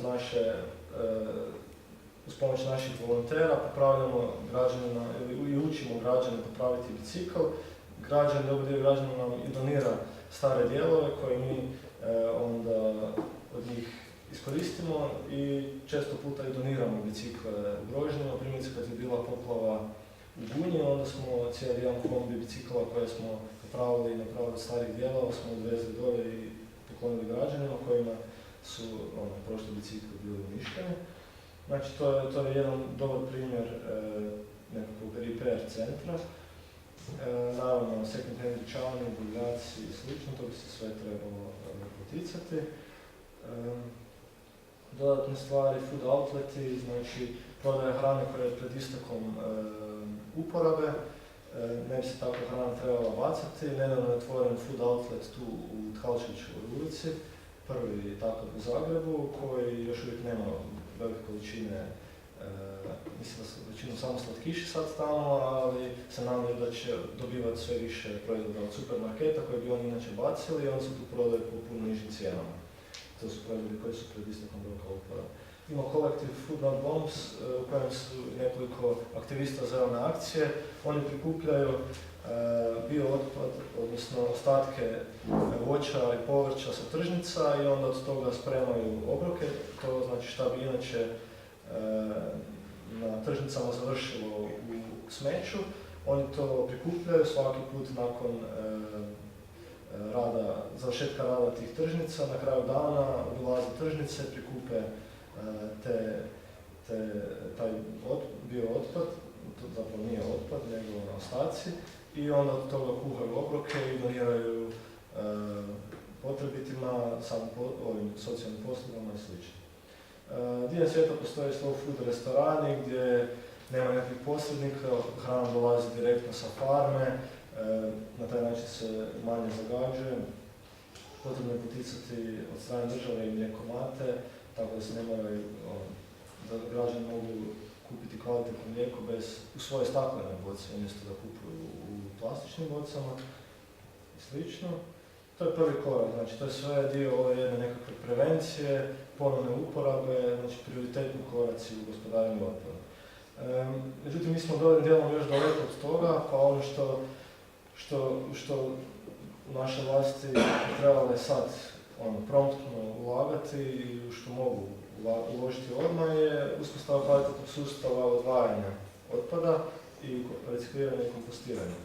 Odvojeno prikupljanje kako danas postoji diljem grada, mi smo imali akciju ispred ministarstva gdje smo poručili da građani nisu motivirani i ne odvajaju jer moraju tražiti spremnike po 300 metara ovamo onamo. Tako odvojeno prikupljanje znanstveno dokazano da se time ne mogu dostići čak ni veći postoci od 40% odvajanja otpada, posebice ako se ne odvajaju sve frakcije, pogotovo bio otpad koji čini 30% znači vašeg spremnika. To su takozvani zeleni otoci, znači tamo nema nikakve kontrole, nisu baš prezeleni, tamo se miješa svašta, često puta se neredovito odvoze. Ti spremnici, vi ste nedavno imali situaciju u Zagrebu, prošli mjesec, zajedno 2 mjeseca, gdje su bili pretrpani spremnici za odvojeno prikupljanje i općenito spremnici za miješani otpad, zato što je gradska vlast radila eksperimente sa smanjenjem broja odvoza. Smanjili su broj odvoza spremnika za miješani otpad sa izjavom da će to potaknuti građane da odvajaju, a građanima uopće nisu dali nikakve spremnike dodatne za odvajanje, niti ih potaknuli cijenovno, niti ništa. Znači to je na kraju završilo onim što je bilo očekivano, eskaliralo je diljem grada, su se nalazili pretrpani spremnici i gledali su upravo ovako. Malo ću kasnije, mi smo imali akciju povodom toga, to ću malo kasnije nešto spomenuti. Znači nekakvim normalnim gradovima, normalnim sustavima, naravno ne može se ništa kopirati, preslikati, uvijek u Zagrebu govore nismo mi Ljubljana, nismo mi, ne znam, San Francisco, ovo ono. Naravno nisu ni oni svi bili isti i oni su krenuli od negdje, ali su uspostavili sustave kvalitetnim sustavnim analizama, potreba građana, znači kako formirati sustav u zgradama, kako u kućanstvima, sve to mora biti predmet jedne temeljite analize, poput ove što smo mi radili za Prelog i okolicu, tamo isto 25.000 stanovnika bilo i ima i zgrada, ima i kućanstva i napravili smo znači, ciljane mjere za različite dijelove tih naselja. Znači to su neki primjeri, primjerice u San Francisco imate 3 spremnika, spremnik za miješani otpad, zeleni spremnik za biootpad i plavi za reciklante. Već kad se odvoji biootpad od ostalih reciklanata, papir, plastika, staklo, metali, oni se već mogu lakše nekako sortirnici presortirati jer je biootpad maknut i neće se smočiti. Ovi suvi frakcije, samo onda metali se magnetno mogu izvući, papir se može otpuhati i sl. Znači, postoje ta varijanta. Ovi neki mali spremnici, ovih naših koje tu imamo, su recimo dosta zastupljeni u Italiji, u ovim gradovima koji su najbolji u svijetu po odvajanju i recikliranju, gdje građani točno određeni dan u godini, znači nemaju veliki spremnik za miješanje otpada, nego imaju par ovih malih i onda određene dane u tjednu iznose određeni spremnik. U takvim sustavima naravno naplaćuje se samo spremnik za miješani otpad. Spremnik za papir, za plastiku i za sve ostalo, za biootpad, su građani dobili besplatno i to im se besplatno odvozi. Znači, naplaćuje se samo odvoz miješanog otpada i naravno onda to stimulira građane da što rijeđe iznose taj spremnik za miješani otpad, da imaju što manje tog miješanog otpada, da što više odvoje, jer su im onda i mjesečni računi niži. Znači, zapravo je sve vrlo jednostavno, ali ono što je bitno u takvim sustavima je napraviti dobru identifikaciju korisnika, da vi znate tko odvaja, tko ne odvaja, znači tu je vrlo velik problem u Hrvatskoj, gdje nema kvalitetnog komunalnog redarstva, gdje u sustavima odvojenog skupljanja nemate nikakvu identifikaciju korisnika, nema čipiranih spremnika, nema barkodova. Molim? Računi u smeću. Da. Znači svašta se dešava, što se sve naravno može se riješiti na različite načine, lokotima, čipovima, barkodovima i sl. Naravno, iz početka neće se ići glatko, uvijek postoji određen postotak građana koji se neće pridržavati. I u Međimurju smo imali tu situaciju, ali nakon nekog vremena građani shvate da je to korisno za njih, jer su mjesečni računi niži, da nije tako teško odvojiti, da im ne zauzima to toliki prostor negdje u kućanstvu, ti spremnici, i zapravo se građani naviknu. To pokazuju ovaj streloviti rast, taj streloviti rast kod tih nekih naših gradova i ovi veliki gradovi u svijetu koji imaju po nekoliko milijuna stanovnika, a uspjeli su postići visoke postotke. Evo, u Crkvenici, primjerice, oni imaju isto jedan sustav koji je na dobrom putu, za sad imaju vreće s barkodovima, građani mogu odvojiti različite frakcije. Spremnici, kada ne mogu biti u zgradama, mogu biti nekim kavezima ispred zgrada, tako da pristup imaju samo stanari određene zgrade, mogu biti pod ključem, mogu biti čipirani i sl. Znači, samo hoću reći da postoji puno varijanta u brojnim gradovima koje se mogu pogledati i iskoristiti, za razliku od Zagreba koji je samo išao u Beč i samo je vidjeti tu spalionicu i nije htio istražiti šta sve još postoji. Evo, recimo, Dresden je negdje na 70% odvajanja. Znači, važna je ta evidencija pražnjenja, da to su sad već dosta detalji, putem tih nekakvih kodova, čipova i sl. Redovitost sakupljanja, ovo je primjer jednog grada iz Italije gdje se onda gdje postoji mogućnost jer je sustav tako zacrtan da građani imaju mogućnost i pravedne naplate i odvajanja i svega, pa se miješani otpad ne mora odvojiti tako često. I onda su smanjili odvoz miješanog otpada za razliku od Zagreba, gdje sam rekao da je nedavno, evo, u 8. mjesecu je krenuo taj eksperiment, kao smanjit ćemo odvoz miješanog otpada, što je rezultiralo ekološkom katastrofom, jer građanima nisu osigurani dodatni spremnici za ostale frakcije otpada. Mi smo, znači, spomenuo sam, imali akciju Smrdi, gdje smo pozivali građane da nam šalju fotografije tih pretrpanih spremnika po Zagrebu. I onda smo te fotografije, zaprimili smo dosta velik broj tih fotografija i iskoristili smo ih u akciji ispred gradske uprave, gdje smo na jednu veliku razglednicu stavili fotografije građana. Nakon toga unijeli smo tu razglednicu, nakon akcije ispred, unijeli smo razglednicu i urudžbirali smo gradonačelniku, gdje je zaštitar vrlo se protivio tome da mi to urudžbiramo, kao ne možete to urudžbirati, možete neki papir, a imali smo dopis kojeg smo urudžbirali sa zahtjevom što želimo u gradu, i onda žena u pisarnici rekla mogu urudžbirati zato jer je ovo prilog dopisu kao fotografija, i onda smo imali muku kako to unijeti u lift i odvesti gore gradonačelniku pred vrata, ali uspjeli su. Sad, baš me zanima, nismo mogli ići gore da vidimo njegovu reakciju kad je vidio to. Znači, ovim pretrpanim malim košem tu za smeće, gdje smo donijeli vreće pune smeća, smo pokazali gradskoj upravi što se dešava građanima diljem grada. Znači, čim se građani susreću, vidim da su građani isfrustrirani zato što nema kvalitetnog sustava u gradu. Imali smo poruku, ovako jednu rimu, da odvajanje svog kućanstva nema smala za kućanstvo. Znači, jasno je što tražimo i da će se time zapravo to što se građani žale na taj smrad i na sve, da će se riješiti ako se uspostavi kvalitetan sustav odvajanja. Znači, u tom dobrom sustavu važno je pravilno formirati cjenik. U ovoj akciji poručili smo ministarstvu, ako je cijena ista za građane koji odvajaju i ne odvajaju, kako to onda motivira nekoga na odvajanje, osim ako je ekološki osviješten. Takva je sad situacija. Sad, ja recimo odvajam otpad, a neko ne odvaja, proizvodi velike količine, ali meni i njemu je mjesečni račun isti. Zato što nema nikakve identifikacije koliko sam ja odvojio, koliko on nije.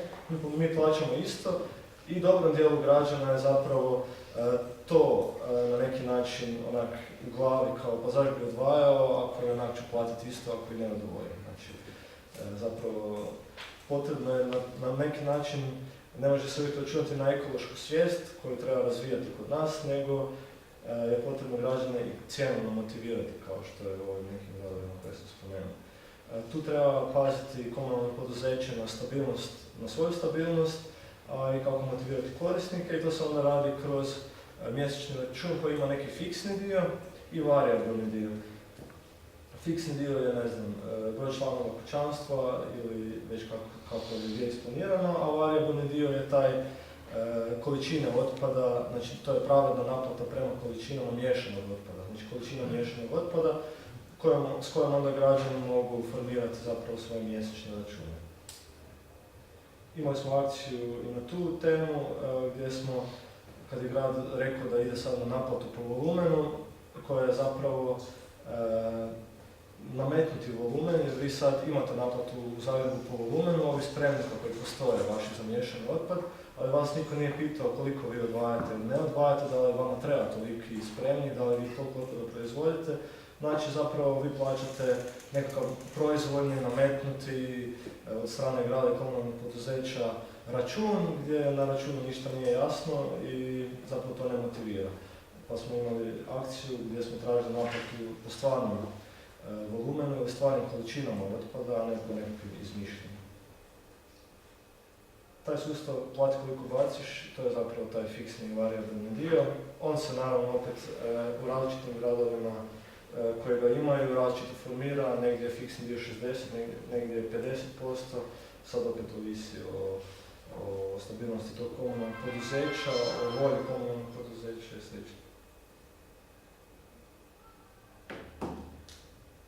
Znači, recikliranje to je proces proizvodnje novog proizvoda iz postojećih, iskorištavanja postojećih proizvoda. Ovo su samo nekakvi ovako podaci zašto je recikliranje korisno. To znate i sami šta se sve štedi recikliranjem, pa neću ti ulaziti u detalje. Što se kompostiranja tiče, kompostiranje kako sad postoji diljem Hrvatske, postoji tek nekoliko kompostana koje su kvalitetne. Recimo u Zagrebu imate kompostanu na Jakuševcu gdje se zapravo samo hrpe, ne čak i bio otpada, nego većinom ovog zelenog otpada sa zelenih površina, vjerojatno nešto bio otpada iz industrije, se zapravo slaže na hrpe i to izaziva neugodne mirise stanovnicima u okolici Jakuševca, zbog čega je nedavno srušena okolišna dozvola za Jakuševac. Nažalost, ministarstvo odmah izdalo novu, bez da je napravilo nekakav monitoring ili grad u Zagrebu uvjetovao rad odlagališta nekakvim mjerama za odvajanje otpada, što smo mi tražili. Tako da, samo hoću reći da kompostane, nekad građani imaju odgoj od kompostana jer kao one smrde, međutim kvalitetne kompostane koji su zatvoreni sustavi gdje se otpad može dobiti i kompost i bioplin koji je zapravo energija. To su zatvoreni sustavi koji ne izazivaju neugodne mirise i zapravo vrlo su rasprostranjeni diljem Europe i Europska unija potiče izgradnju takvih kompostana, čak i kroz svoje fondove. Ako se želite odlučiti za kućno kompostiranje, evo mogu iskoristiti ovom prigodu da vas pozovem na radionicu kućnog kompostiranja koja će biti krajem 11. mjeseca. Svake godine Zelena akcija ima besplatne radionice kućnog kompostiranja za građane. Prošle godine su bile 2, ove godine mislim da će biti 1, gdje građani dobe svoj komposter na kraju te radionice. Sama radionica traje 2 do 3 sata. Ja držim radionicu, prvo je jedan teorijski dio o predavanju, znači predavanje kako kompostirati, zatim idemo dolje u našu biciklopopravljonu gdje zapravo sami već pokušate kompostirati, sami napravite svoju kantu, znači ta radionica je za ono kako želi kompostirati u kućanstvu je korisna i predrasude su da kompost u kućanstvu smrdi, izaziva neugodne mirise i slično. sa brojnih tih radionica su ugodna iskustva nakon radionice od strane građana koji su mi slali kakve kante izgledaju i kompost šta radi s njim i slično. Znači to uspijeva, ja isto kompostiram u stanu koji je mali i ne smeta mi, niti mi smrdi, zapravo kompost kad se kvalitetno kompostira u kućanstvu ima ugodan miris, ono šumske zemlje, nešto u tom stilu. Znači, možete i kupiti kompostera naravno i koristiti. Mi idemo na ovu varijantu ove su te radionice kompostiranja gdje sam demonstrirao proces kompostiranja. Znači vrlo velik broj građana je zainteresiran za to, zato smo morali imati radionicu 2 puta, znači ove godine morate imati 2 puta. Građani sami onda buše rupice sa bušilicama na tim kantama i na kraju napravimo zapravo pravi komposter koji si onda građani doma ponesu sa svim materijalima koji su im potrebni za početak procesa kompostiranja. Tako da, eto, bit će na web stranici Zelena akcija najava, pa ako želi može se uključiti. Sa kompostom se može svašta, onda ili ga koristiti za uzgoj biljaka, ili pokloniti nekom ko se bavi vrtlarstvom, ili pošumiti negdje neku šumsku površinu, jednostavno to je onda kvalitetno gnojivo. Uvijek nam govore kao možete staviti dobar sustav odvajanja i recikliranja, ali uvijek ćete imati nešto za spaliti, mora se dati spalionica, uvijek ćete morati nešto spaljivati. Postoje različiti načini da se ne mora spaljivati, može se različitom obradom izvaditi čak iz onog miješanog ostatka određene količine reciklanata. Oni su onda puno manje kvalitete nego kad se odvoje u kućanstvu i puno se teže prodaje na tržištu recikliranja, zato je otpad bolje odvojiti u kućanstvu. Međutim, mehaničkom obradom se mogu izvaditi metali, to su znači postrojenja gdje se vade metali, staklo, papir, plastika itd. Biološka obrada također nastaje kompost bioplin i onda od krajnjeg ostatka to se također postoje različita postrojenja koja recikliraju taj otpad u različite sirovine, primjerice u sintetički pjesak, to je sirovina za proizvodnju ovih nekakvih igrališta, vrtnih stolova, cvijetla i sl. Znači, diljem Europe i diljem svijeta postoje rješenja i za to, samo ih treba primijeniti, samo treba napisati dobre projekte i zapravo u cijelom tom nekakvom sustavu kvalitetnom moguće je doći do toga da ako se sve pretpostavke uspostave, naravno za to treba vremena, da zapravo ostaje manje od 5% ukupnog otpada i onda taj otpad koji ostaje nakon ove obrade zadnje je inertni otpad, znači on nema nikakvih neugodnih mirisa, on je stabilan i onda se može odložiti na sanirano odlagalište, ali to su jako male količine, znači to onda treba zapravo vrlo nekakva manja podloga gdje se takav otpad sanira i zapravo ne ugrožava uopće okoliš. U svemu je naravno važna edukacija. Ovdje ćete moći uzeti ovu jednu našu brošuru Razumjeti otpad, na temelju koje je dobrim dijelom i ovo predavanje rađeno, gdje možete u detalje pročitati ovo sve što sam ja sad pričao. Osim toga, tu je i letak za kompostiranje, tu su materijali o odvojenom skupljanju, tako da znači uvijek je jako važno kvalitetno educirati građanstvo kako bi građani prihvatili da je potrebno odvajati i reciklirati, da ne bi se događale stvari poput ove sa slikovnicom. Dobro, znači, kvalitetna edukacija je zapravo jedan od stupova dobrog sustava. Da, ovo su ti naši materijali koje možete uzeti. Nekvalitetna edukacija, primjer nekvalitetne, kada je gradonačelnik imao kampanju Stavi pravo stvar na pravo mjesto, pozivao građane da odvajaju, on u svojoj kuhinji imao ovako male spremnike i sve, a onda je nakon te kampanje donese gradski plan gdje uopće ne ulaže da građanima osigura takve spremnike, znači dvostruka mjerila i zapravo licemjerje. To je vrlo loša edukacija, naravno tim povodom smo morali imati akciju gdje smo poručili ne staviti pravu stvar na krivo mjesto, znači da ti resursi koji zapravo se mogu odvojiti ne bi trebali ići u spalionicu i sa ove trake koje je vodila u spalionicu mi smo jednostavno uzimali predmete, skidali kako su oni ulazili i stavili smo, selektirali smo u spremnike za odvojeno prikupljanje. To je bilo ovako performance i Newsboy se isto malo poigrao na tu temu kampanje.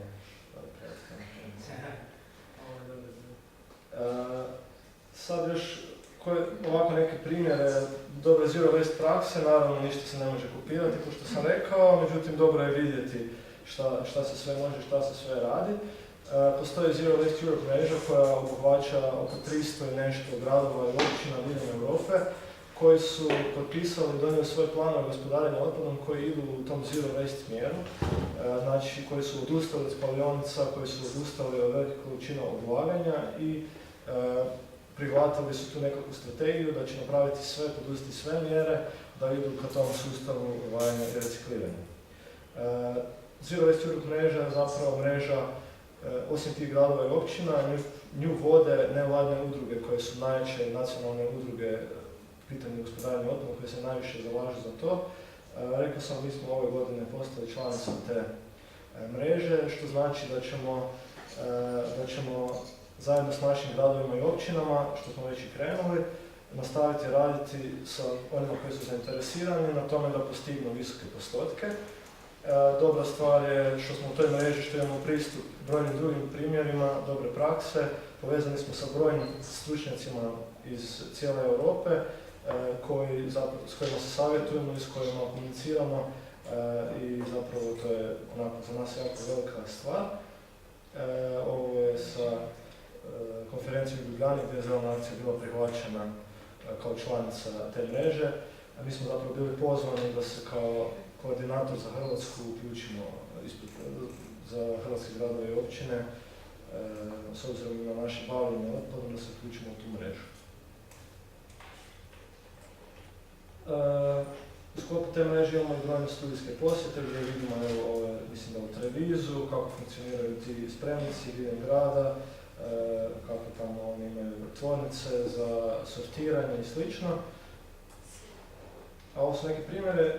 Za početak odmah regija Veneto, odabrana zato što je otprilike velik broj stanovnika po Hrvatska, 4,5 milijuna stanovnika, a odvaja 75% otpada. Čuli smo da je Hrvatska negdje na 15%, 17% recikliranje i kompostiranje, znači daleko smo recimo od ove regije.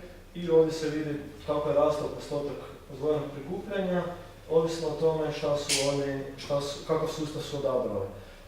Znači, vidi se u sustavima sa prikupljanjem organskog otpada da je taj postotak veći. Gdje nema odvojenog prikupljanja organskog otpada, postotak odvajanja je manji. Oni su uspjeli u uličnim kontejnerima prikupiti čak 47%, ali to je zato što su imali sve ovo ostalo, dobru edukaciju, komunalno redarstvo i tako dalje, identifikaciju korisnika i slično. Ali vidi se da sustav od vrata do vrata gdje su spremnici građanima dostupni, znači praktički na kućnom pragu, ako ne u samom kućanstvu, se postigao zapravo najveći postotak odvajanja. Odabran grad iz te regije je Treviso, 550.000 stanovnika, znači poprilično velik grad, bliži se 90% odvojenog prikupljanja.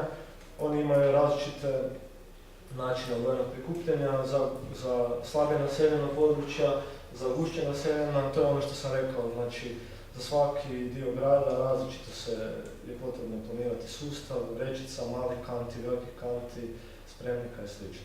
Znači čisto primjer kako to tamo funkcionira. Primjer male općine, oko 10.000 stanovnika, a takvih općina u Hrvatskoj je možda 90% od svih jedinica lokalne samouprave u Hrvatskoj, što bi se znači riješio dobar dio problema gospodarenja otpadom u Hrvatskoj kada bi se nešto slično ovo napravilo. Ovo je jedan od gradića koji ima najbolji sustav u svijetu. Vidimo 2008. su uveli sustav od vrata do vrata i strelovito je krenuo rast taj postotak. Vidimo ovdje neke podatke da su mjesečni računi 30% niži građanima nego što je bilo prije uvođenja tog sustava. Komunalno poduzeće zbog unapređenja i ulaganja u sustav nije izgubilo prihode, već zapravo je racionaliziralo jer ne mora više plaćati odlaganje na odlagalište, ostvarilo je prihod kroz prodaju odvojeno prikupljenog materijala i to je onda nagradilo građane smanjenjem mjesečnih računa. Znači cijeli jedan sustav identifikacije, čipiranja, kontrole je ovdje jako dobro prikazan. znači moguće. Ljubljana, koja je proglašena 2014. Europskom prijestolnicom čistoće, znači europska metropola koja najviše otpada odvojeno prikuplja, oko 65-70%, znači vrlo blizak, nije nam daleko, a dobar primjer dobre prakse. Kasnije ću još malo još neki primjeri, recimo ovaj grad iz Španjolske sam uzeo čisto da se vidi trošak sustava kućnih kontejnera, miješanog sustava kontejneri vrata do vrata i sustava od vrata do vrata. Vidi se da je taj sustav od vrata do vrata zapravo jeftiniji u konačnici kada se racionaliziraju svi ovi troškovi. Tako da ono što govore da je taj sustav ulaganja u takve kvalitetne sustave recikliranja skupo, vidi se iz ovoga da nije baš tako. Ovo je recimo regija Flandrija u Belgiji, gdje ima brojnih velikih gradova, regija od 6 milijuna stanovnika koja odvojeno prikuplja 75% otpada. I tako još neki gradovi. Mogli bismo nabrajati, znači, dovijeka. Gdje se nalazi Zagreb? Ove godine grad Zagreb proglašen je europskom prijestolnicom smeća. Znači, Ljubljana je europska prijestolnica čistoće, najviše otpada odvaja, a Zagreb je, evo na ovom grafu možete vidjeti, ovo je iz službenog dokumenta Europske komisije, iz izvješća o odvojenom prikupljanju komunalnog otpada od strane građana. Zagreb je naravno na zadnjem mjestu. Vidimo gdje je Ljubljana i koji su sve veliki gradovi. Neki ne piše budi ponosan. Šta ne piše? Budi ponosan. Da. Znači vidimo da smo na začelju sa Rumunjima, Bugarima i slično. Oni su čak ispred nas. Da. Zato mi smo ponosni. I mi smo naravno imali akciju na tu temu kad je to izvješće izašlo, gdje smo ispred sjednice Gradske skupštine imali performans. Zastupnicima u Gradskoj skupštini smo preveli smo primjerak sustava Ljubljane na hrvatski, dijelili smo im primjerke kako je sustav u Ljubljani napravljen od 2008. kada je Zagreb bio na 1%, Ljubljana je bila na 6%, danas je Ljubljana na 70%, ne znam točno više nisam koliko, a Zagreb je i dalje ostao na istom. I onda smo na ovoj vremenskoj lenti koju vidite iza Svena, kroz godine pobrojali šta je Zagreb svake godine napravio. To je većinom bilo ajmo napraviti spalionicu, znači ništa nije napravio, samo je se zalagao za spalionicu, a šta je Ljubljana kroz godine napravila, otvorila centre, dala spremnike i tako, znači kontinuirano je ulagala u sustav. Primjeri dobre prakse u Hrvatskoj. Ovo su naslovnice nekih portala od prošle godine, gdje su brojni ljudi bili iznenađeni kako je moguće u Hrvatskoj. Nama su godinama političari govorili nismo mi Švicarska, prvo nismo mi Amerika, nismo mi Švicarska, nismo mi Slovenija kad je došla Ljubljana, a sad je šta? Sad nismo mi Međimurje, sad baš ne znam šta će biti sljedeće. Nismo mi Bosna. Da, tako da dobro govori ovaj naslov da je to zapravo opasna poruka, jer je grad Prelog i ta okolica 25.000 stanovnika. Oni su prvi hrvatski članovi Zero Waste Europe mreže koji su potpisali tu strategiju i odbacili sve moguće planove za spaljivanje. Rekli su ne žele ići putevima odlaganja, spaljivanja i slično, već su zapravo krenuli ulagati i komunalno poduzeće i krenuli pisati projekte za ove fondove Europske unije i uspjeli su isfinancirati iz tih sredstava i izgradnju sortirnice, i izgradnju kompostane, i izgradnju reciklažnih dvorišta i spremnike za odvojeno prikupljanje za građane. I još novac za edukaciju. Znači, pokazali su dobrim primjerom da je u Hrvatskoj moguće. To je zapravo grad Prelog sa nekih 8.000 stanovnika i još ovih 6 općina. Ove godine oni su se proširili, komunalno poduzeće proširilo je uslugu na općinu Belica i općinu Dekanovec, znači polako se šire i još će omogućiti još većem broju općina kvalitetnu uslugu. Tu je i grad Čakovec u Međimurju koji je također negdje na oko 40-50% odvojenog skupljanja.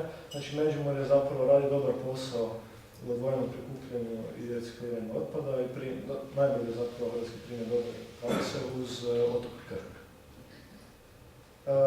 Znači, rekao sam, mi smo bili pozvani u Prelog da napravimo jednu analizu, da napravimo njima preporuke.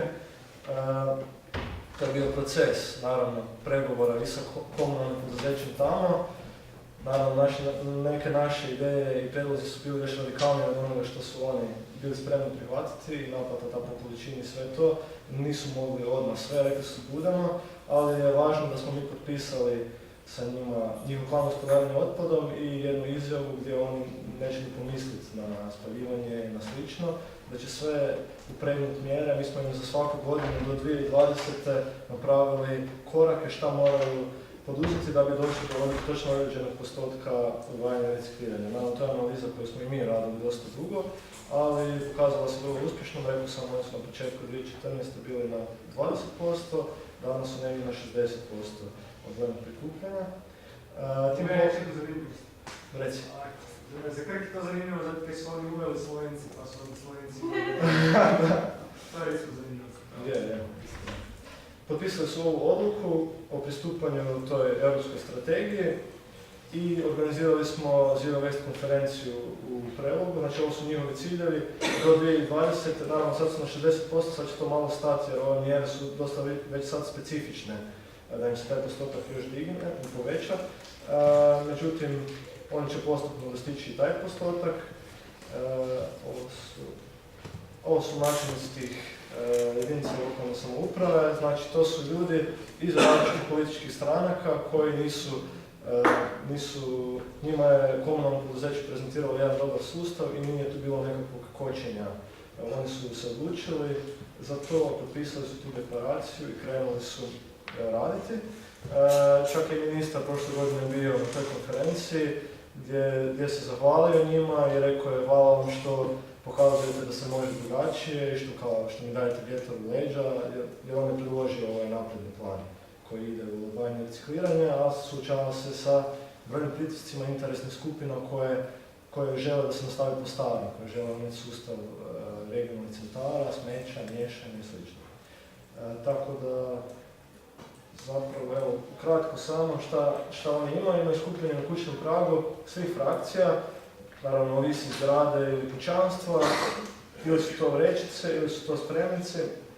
Kada je došla ova smeđa kanta spremnik za biootpad, tada je strelovito krenuo rast postotak, zato što naravno biootpad čini vrlo veliki postotak u kućnom otpadu.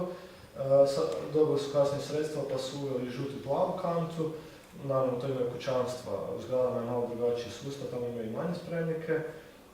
Reciklažno dvorište gdje se prikupljaju ti odvojeno prikupljeni materijali, sortiraju se kako bi se lakše prodali na tržištu. Sortirnica je sagrađena sa 90 i nešto % sufinanciranja od strane europskih fondova, kompostana koja je također preko 90% sufinancirana iz europskih fondova.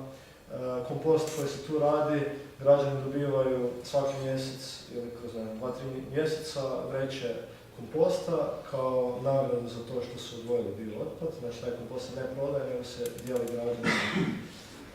Edukacija je sustavna i evo, čak se satovi održavaju u sortirnici i slično kao što vidite gore. Imaju te žute i crvene kartone za upozoravanje ako netko nešto krivo odvoji. I onda je krajem prošle godine na sjednici dogovoreno i uvođenje popusta jer se ostvario prihod na temelju prodaje tih reciklanata i sad se postupno daju nekakvi poklon bonovi. Cijena tamo varira, kućanstva koja imaju studenta imaju mislim da 30% popusta, znači baš je ono prilagođen sustav različitim domaćinstvima i zapravo cijena nije, kako se kaže, da će ako se tako sustav napravi, da će cijena biti nekakva univerzalno visoka. Cijena će možda 3 ili 5 puta veća biti ako će se ići u ovim osnovnim dijelovima Hrvatske po starom sustavu koji je zapravo. To znači onda da ako 3 do 5 puta od ukupne računa trenutno. Da. Znači da će samo prošle šuma oko 700 000 samo za... Tako da to su projekcije koje su rađene na temelju ovih prvih količina Marišćina i tih centara, znači koliko tamo će koštati zbrinjavanje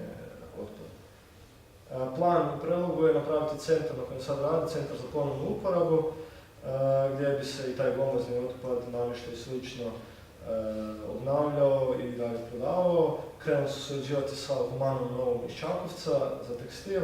Krenuli su iz glomaznog otpada obnavljati već neke predmete i na aukcijama ih prodaju. Zapravo su dosta dobro prošli s tim, tako da vide da će one biti tu uspjeha kada se otvori centar za ponovnu uporabu. Evo, Krk je zapravo prvi krenuo 2005-2006. Krk je danas negdje na 45%, on bi bio još više da on nema taj problem sezona. Znači oni u ljetu imaju vrlo velike količine turista i potrebno je specifično organizirati sustav za tako velik broj ljudi, preko zime je drugačije, jedno komunalno poduzeće to mora jako dobro posložiti. Međutim, oni su krenuli sa odvajanjem prvi i sada prošle godine i ove godine sve više daju spremnike, još više spremnika građanima na kućni prag. Ovo je nekakav njihov rast kroz ove godine. Ostatak Hrvatske, znači dobar sustav i u dobrom smjeru sustava ima Čakovec koji je negdje na 40-50%, Crkvenica koja je 30-40%, koja se jako trudi uložiti u to čipirane kante, u nekakvu identifikaciju korisnika, isto tako i Križevci i Novi Vinodolski. Osijek ima zanimljiv, Osijek nema tako velik postotak odvajanja, ali imaju dobre pilot projekte.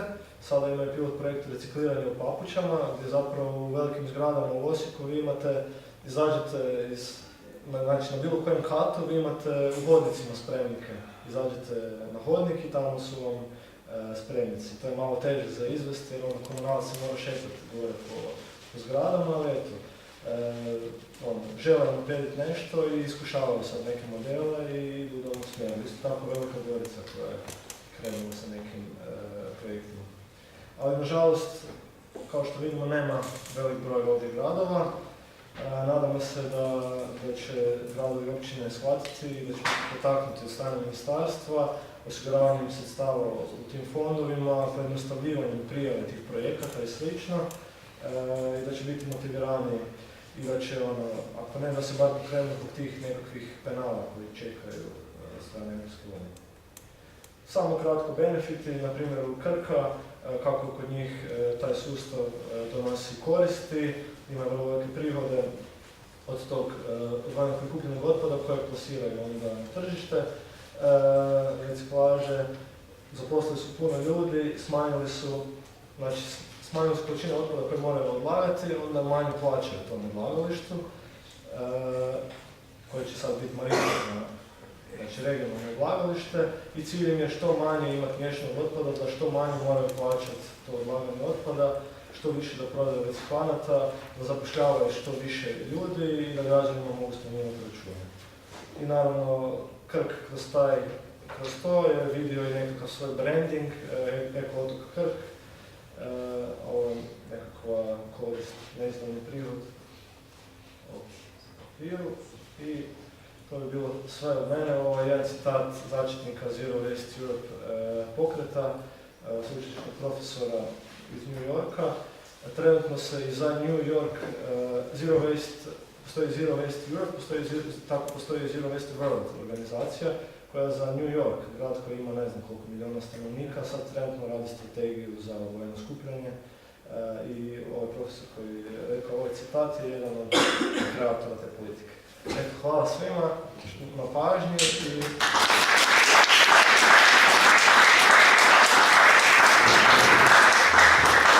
I još pitanje. Znači sam malo ličio, ste se zasio. Pa, ako imate kakva pitanja, komentar, primjere iz vaših mjesta i tako, reci.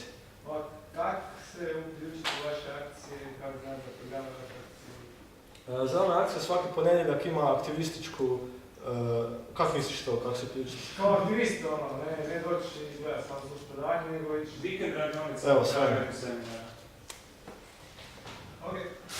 Znači, najredovitiji polaznici eko seminara će moći ići na vikend radionicu, gdje će onda vidjeti kako sudjelovati u akcijama i onda možda, ako će htjeti se uključiti nakon toga u osmišljavanje budućih akcija zelene akcije i sudjelovati u izvedbi i sl. Tako da, eto, svake godine nakon nekog seminara mislim da par ljudi ostane ko aktivisti u ovoj akciji, tako da se ohrabrujem da ako želite možete isto postati. Neka pitanja možda? Ili primjeri, jeste se susretali sa nekakvim takvim pretrpanim kontejnerima, imate nekakva neugodna iskustva s komunalcima? To je svakodnevna pojava. Jel da? Da. Samo vi kažete komunalno, a gdje su Hrvatske šume, gdje su Hrvatske vode? Da, oni su svi umreženi, tako da to je... Pazite, naveli ste primjera onog Korfana. Vježdice. Recimo, to je odgovornost institucija, recimo ono bi se moglo zatvoriti, to bi se isto, ne kazna. Kako kazna ne postoji 200.000, zna se što se radi, kada to ti stvari. Da. Ali kažem, nažalost, evo recimo primjer taj za Ježdovec, mi smo kontaktirali policiju, mi smo bili u izvidnicama i pratili smo kako se za određene dane, mi smo vidjeli kamione koji dovoze, mi smo čak tamo imali zasjedu, sjedili, kartali i čekali da kamioni krenu dovoziti, zapisivali registracije i slično. I zvali policiju, policija je napravila vjerojatno par krugova po Ježdovcu i to nije ni došlo tamo možda do ruba. I znači jednostavno policija ne radi ni tamo svoj posao. Tako da to nam je umreženost. Oni koji ne rade svoj posao u ovoj državi su heroji. Umreženost jednostavno umreženost svih institucija, jer očito netko, a to je jedna riječ mafija, ima tu svoje prste. Mislim da je treba spomenuti zvani telefon koji isto kod vas, mislim da znali smo, da iz puta, isto Gregorica, ista stvar, znači mjesto je Gradići gdje gospodin Bašić je najbolji prijatelj, ima građansku firmu koji odlaže sav taj otpad iza jednog imanja koje je ekološko. Znači ne je ovakva situacija, znači ekološko imanje, 2 hektara i na 200 metara imate odlaganje teškog otpada. Znači to je kontra toga od svih strana, znači nije samo i odnosno naveli ste nam da nazovemo, da slikamo i to sve, iako je to išlo do proces, shvatili smo koje je šta je isto vjerojatno može do situacije kao je kod vas. Da. Možda da vidjeti da neko tu ne može reagirati. A mislim, što je sad znamo služi u Europskoj uniji i da neki zakoni u Hrvatskoj vrijede kod nas, ali ako svi nekakav sud ili negdje u Europu, ipak se nešto može donijeti drugačije kod nas, tako. Zašto onda se takve stvari ne idu dalje? Zašto se ono zove policija? Zašto ono ne ide, ne znam, negdje gdje se mogu da se prava stvari? To ja ću govoriti. Zato je vam isti problem koji je ovdje. Korupcija. Zapravo je dosta predmeta je na europskim sudovima. Primjerice Jakuševac je na Europskom sudu za ljudska prava u Strasbourgu. I to se sad čeka, kako će to završiti. Tako da europski sudovi opet imaju svoje mane.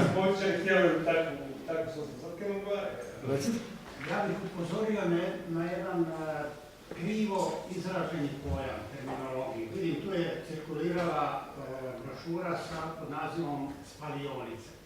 To je apsolutno krivi naziv, jer u Europi radi oko 480, ali oni se zovu energane na otpad. Zato što iz otpada proizvode energiju, kao što termoelektrana Toplana, u Zagrebu elektrana Toplana, samo drugčije gorivo. Dakle, to je krivi termin koji ne odgovara stvarnom stanju. Ipak, niste sve podatke naveli da u Europi ima 480 energana na otpad, da se gradi od 20-ak, da Kina planira 300 energana na otpad 5 godina izgradnje. Dakle, to nije stvar prošlosti, nego to je stvar cjelovitog sustava gospodarenja. Znači, energana na otpad vam nije... Imate jedan dio nereciklabilnog otpada. Za kojeg smo spomenuli šta se može s njim. Prema tome, to je uvijek ono što se drugčije ne da riješiti. Da se drugčije... Ide na odlagalište. Da se riješiti, bilo je prikazano. Postrojenje za termičko ili energana na otpad nije ništa drugo nego je... Ima otpada koji se ne da razgledati. Sigurno. Znam, ali samo da... Idući sastanak napravite na Jakuševcu. Da se vide posljedice nerealnog stava. Samo to. Da, imali smo često i preskonferencije na Jakuševcu i svašta, međutim, gradska vlast jednostavno ko da želi da Jakuševac postoji i ne rješava taj problem. 10 milijuna kuna. Samo. I još raste. I bilo je najava da će se Jakuševac zatvoriti 2018. Međutim, gradonačelnik je sad promijenio priču i rekao da može raditi do 2028. Da, bilo na vlasti, ali tada je